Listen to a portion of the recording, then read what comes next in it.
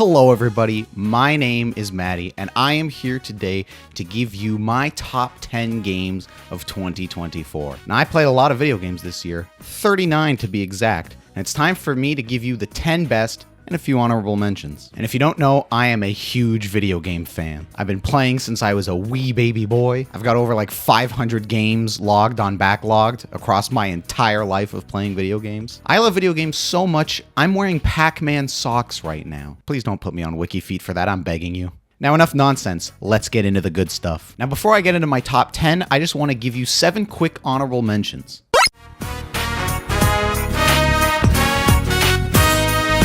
My first honorable mention is Shadow Warrior 3. This game was so much fun to play, such a good first-person shooter. It reminds me a lot of Doom Eternal, and it's definitely the best of these 3 games. My second quick shout-out goes to Blasphemous 2. I think this game really improved on the first one in almost every single way. The pixel art and sprite work is beyond fantastic. And oh my god, this game still kicked my ass at times, but it's so freaking good. My third shout out goes to It Takes Two. This game is so much fun. My girlfriend and I had such a blast playing it, and it's such a constantly inventive game that's always throwing new mechanics and new ideas at you without sacrificing a genuinely heartfelt story.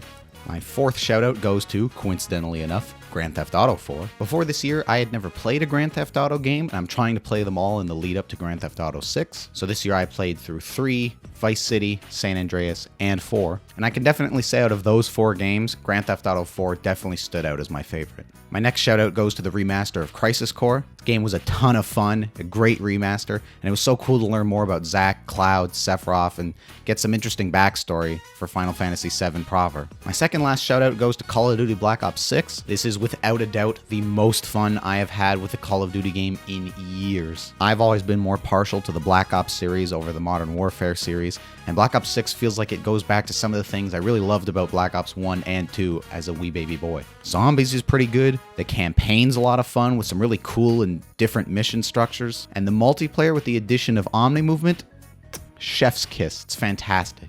Also, Stakeout will go down as one of the greatest Call of Duty maps in history. It's an all-time classic. My last honorable mention will go to an indie game called 1000X Resist. And I'm gonna be honest, I still haven't totally settled on my feelings for this game, but at the same time, I cannot stop thinking about it. It's a really interesting visual novel. It feels like it's got a lot to say, tackles a lot of heavy ideas, but it's just so interesting and such a different sci-fi concept to some of the stuff that I'm already familiar with. It really stood out this year, and I think the less you know about it going in is probably for the best. Alright, now let's get into the meat and potatoes of the video.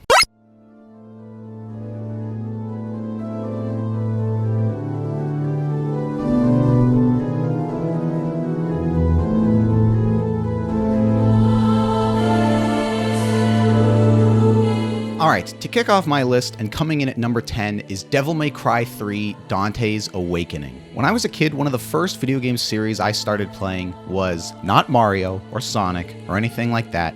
It was God of War. I can still remember booting up the original God of War on my PS2 and just immediately being entranced by it. And if you're asking why my parents let 6-year-old me play God of War as a kid, it's because they're the coolest fucking parents ever. Little 6-year-old me was running around as Kratos tearing a bunch of Greek monsters a new asshole. But I say all this to say that I really love character action games like this. And Devil May Cry was a series that up until this year I had never given a shot. And boy am I glad that I did. This year I played the original Devil May Cry trilogy, and 3 is easily the best of those games. I love the prequel story and getting to learn about Dante and his brother Virgil. The story is completely bonkers, but so much fun. Gameplay is so fluid and arcadey and old school, but it still holds up somehow. And the game's just clearly having so much fun. Devil May Cry, like Capcom's other big series, Resident Evil, really knows how to embrace camp. And whereas Resident Evil kind of makes you feel like you're watching an old B horror movie from the 80s, Devil May Cry gives me the same fun feeling as when I'm watching something like Predator. It's cheesy, it's action-packed, it's bloody, and it's awesome.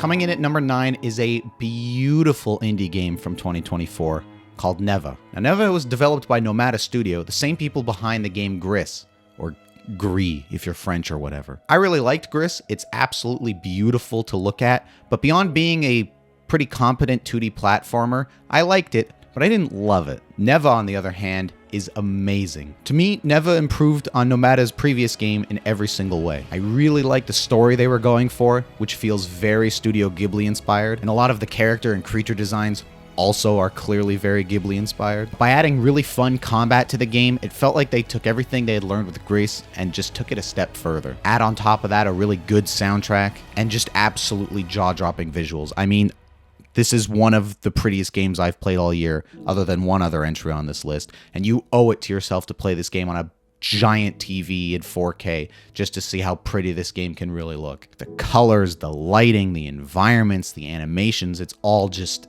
fantastic. And the game's short and sweet, clocking in at only around 4 or 5 hours, so it is well worth the price of admission and well worth your time. So I implore you, check out Neva.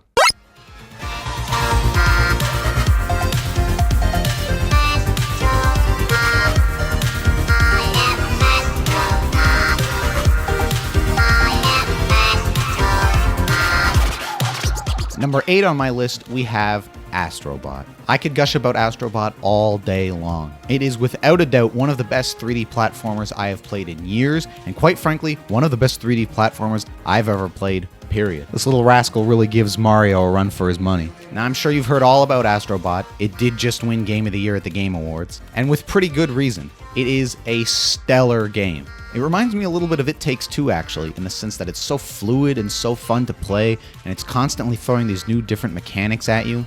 Plus, Astrobot, along with the other Astro games, are the best games on the market at showing off the PlayStation 5 DualSense controller. The shit they do with the controller in these games is borderline magical. So when you take a game as good as Astrobot, and you add all this PlayStation love and history and homage to it, you get a recipe for a really solid game. I like it so much, I even platinumed it, and I barely platinum anything because I don't give a shit about trophies. But this little guy convinced me to get the platinum.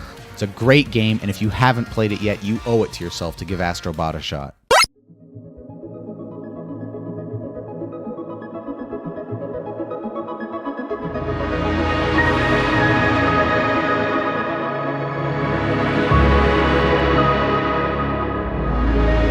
Number 7 on my list is a wonderful indie game called Tunic. Tunic is a game I remember seeing announced in like 2016, 2017 maybe, and it came out years later as an Xbox exclusive. But we finally got it on PlayStation and I was able to play it this year, and I adore this game. First of all, the game is very clearly inspired by The Legend of Zelda, and I love me some Zelda. It also pulls a little bit from some Souls-like games, but not too much, so don't worry about getting your teeth kicked in. And the game is absolutely gorgeous. I mean, just look at this shit. Look how pretty that is. But the coolest thing about this game, and I cannot stress this enough, is its in-game manual.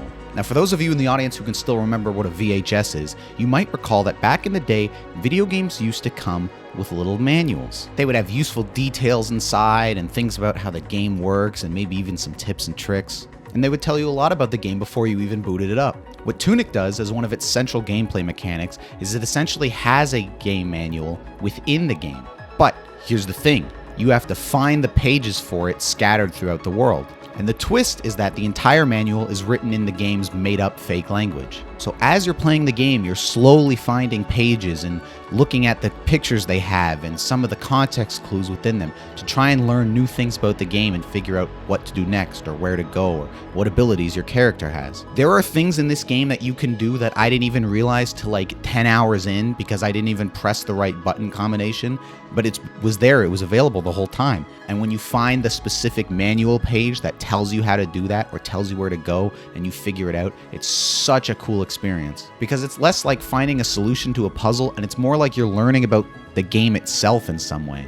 It's just so freaking cool. That in-game manual was like the coolest gameplay mechanic I have seen in anything all year. I can't wait to see whatever the people behind Tunic do next, and hopefully it doesn't take another 7 years to come to PlayStation.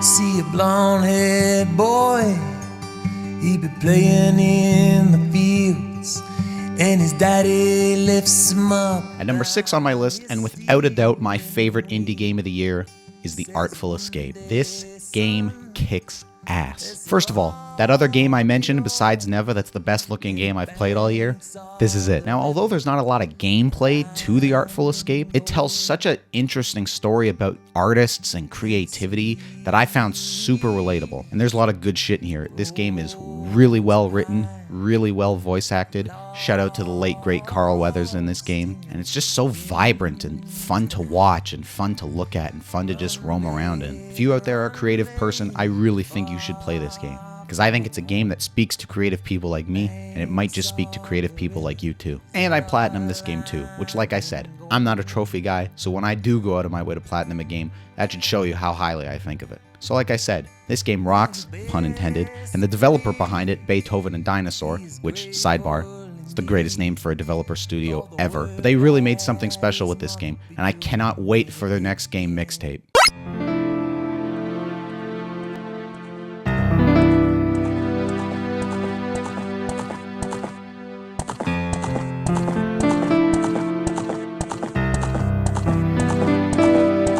Number 5 is a little game you might have heard of called The Legend of Zelda: Ocarina of Time. Now, remember a couple minutes ago when I said I'm a big Zelda guy? Wasn't kidding. Ocarina of Time's an interesting game for me because it's widely considered to be the greatest game ever. So I went into it with really high expectations, and boy did this game not disappoint. Now, I played the 3DS version of this game, and while graphically it still holds up relatively well, it doesn't hold the game back. Art design is so good. The story's interesting, especially by Zelda means. The characters are fun. The gameplay is so good. The dungeons are great. And I mean, the soundtrack is just banger after banger after banger. I mean, it's one of the all-time greatest soundtracks to any video game ever. For a game that at this point is decades old, it is amazing how well this game stands up. And I really hope Nintendo gives us a full-blown remake of this at some point, because I would absolutely go through it again. And I know there are essays and articles and probably books written about how influential this game is, but it really isn't an overstatement.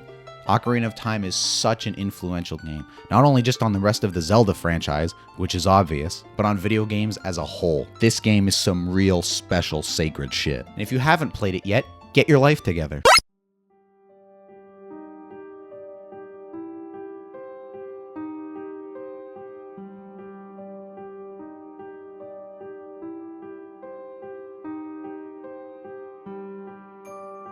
At number 4 on my list, we have the Silent Hill 2 remake. I love horror games so much, and Silent Hill 2 remake is one of the best horror games I've played in a while, and it's straight up one of the best horror things I've ever played, ever. While I love Dead Space and Resident Evil and some indie stuff like Outlast, I don't think a game has ever truly made me shit my pants like Silent Hill 2 did. And not just through cheap jump scares, but through genuinely creepy atmosphere. The way you'll be walking down a super foggy street early in the game, and you hear your little radio start to static and crackle telling you there's a monster nearby, but you just can't see where it is, and then it suddenly comes darting out from behind a wall, and all you have to defend yourself is a 2x4 is scary as shit. Bloober Team definitely knocked it out of the park with this remake. And I'll be honest, I was one of the people that was worried about this game before it came out. But dude, they crushed this shit. There's so much to rave about with this game. I mean, the creature design is iconic and awesome. I love how the game feels very stripped back and kind of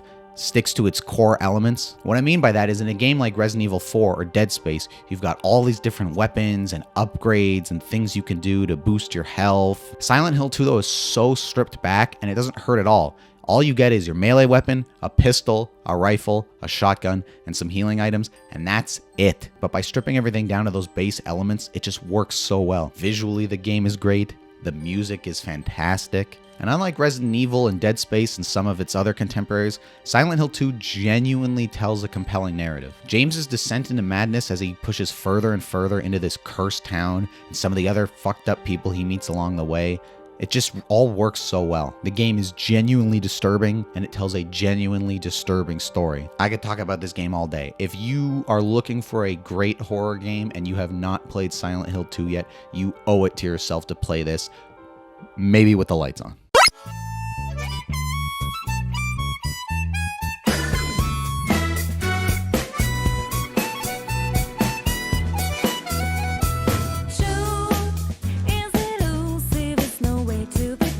Now we arrive at the top 3, the big boys. And kicking that off is Persona 4 Golden. And up until this year, I gotta be honest, I was not a JRPG fan.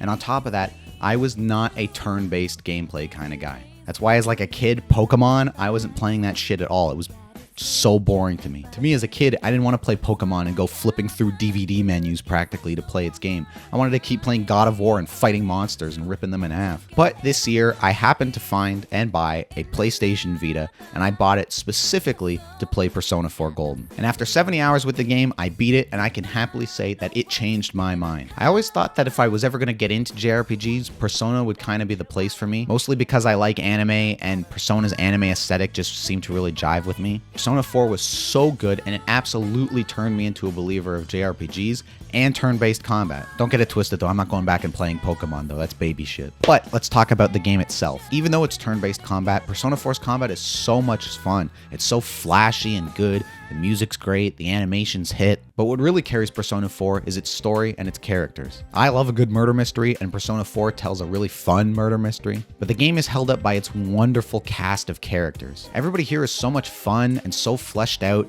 and you really get to know them over all the hours and days you spend with them. And slight spoilers here, but at the end of the game, having to leave the town that the player character moves to in the beginning of the game and say goodbye to everybody that you met, it really felt like you were saying goodbye to everybody for real. And that attachment that you build towards this cast of characters goes a long way in showing how good and compelling Persona 4 Golden really is. Why is there a fucking ad playing? I hope there weren't ads before, I wasn't really paying that much attention. Anyways, Persona 4 is an incredible game. And the best part is it's available everywhere now. So if you don't have a PS Vita, which not many people did, you can play it anywhere now. And if you have 70 hours you can set aside and dedicate to it, you really should. And if it converted me into a JRPG and turn-based fan, it might convert you as well. Oh, and I didn't mention the music yet. Holy shit, what a soundtrack.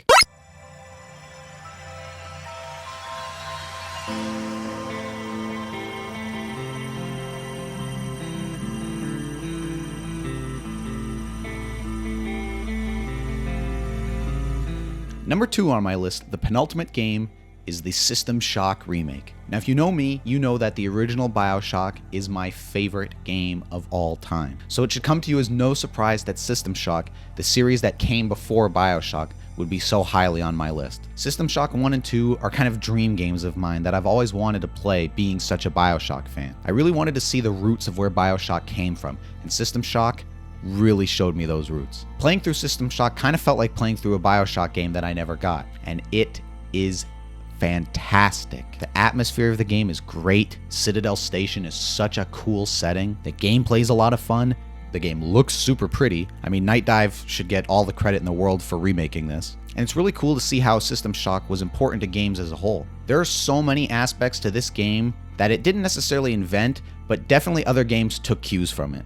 I mean, the game is basically an immersive sim, and there's so much arcane DNA that you can find in this game. If you're interested in kind of the history of games and where a lot of games nowadays pull from, you should really check out System Shock. If I had to offer one criticism though, I gotta say, the hacking minigame in this, dog shit. But if you can ignore all that, it's like a 10 out of 10 masterpiece. And on top of that, I would be remiss if I didn't mention Shodan. Shodan has to be one of the greatest video game antagonists ever.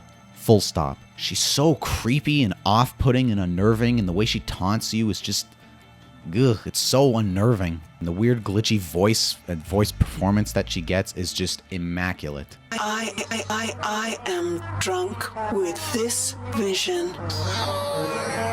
God.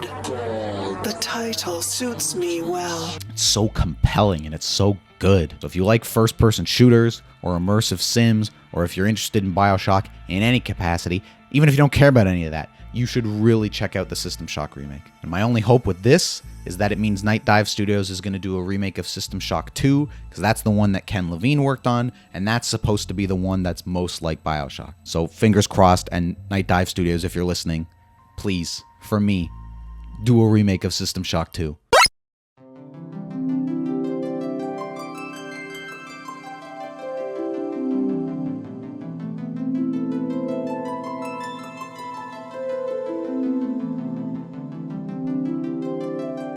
And ladies and gentlemen, my 2024 Game of the Year is Final Fantasy VII Rebirth. To me, my favorite games of all time and the greatest games of all time are a perfect combination of three things: gameplay, story, and presentation. And by God, does Final Fantasy VII Rebirth hit those three categories. The gameplay just improves upon Final Fantasy VII Remake in every single way, and it's just so fun and kinetic and flashy and fluid and satisfying, and the animation work on some of it is incredible. It's like a symphony just playing that game. Speaking of symphonies, is the presentation of the game. Not only does it look great, but it sounds great. I have mentioned with several of the other games I've already talked about soundtracks, but I gotta be honest, there is not a soundtrack from last year that comes close to the Final Fantasy VII Rebirth soundtrack. The music in this and Final Fantasy VII Remake might be one of my favorite soundtracks in anything ever. Show, movie, game, music, whatever. It is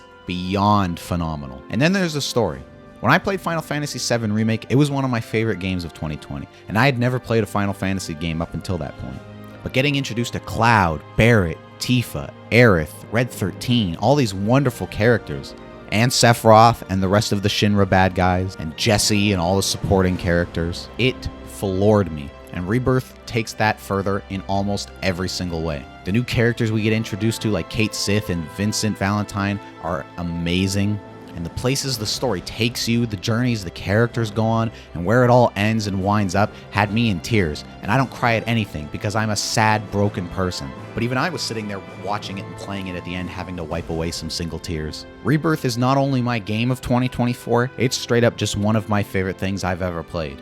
On top of that, I think Final Fantasy VII Rebirth does a lot of really interesting things with its open world. Most games like this that I play, I could really care less about doing open world activities and 100%ing every area. But in this, I felt so compelled to do it, mostly because it was fun to do. And on top of that, the game rewards you with these fun little character interactions or lore bits or story moments that you won't find just doing the campaign missions. So it really makes doing the open world things feel worth it. Other developers, looking at you, Ubisoft, could really take some inspiration from Rebirth. This is truly a very special game, and I know I sound like a broken record because I feel like I've said this with every game on this list, but I implore you to play Final Fantasy VII Rebirth. We don't get games of this caliber very often, and when we do, it is a truly special thing and something that you should definitely look into.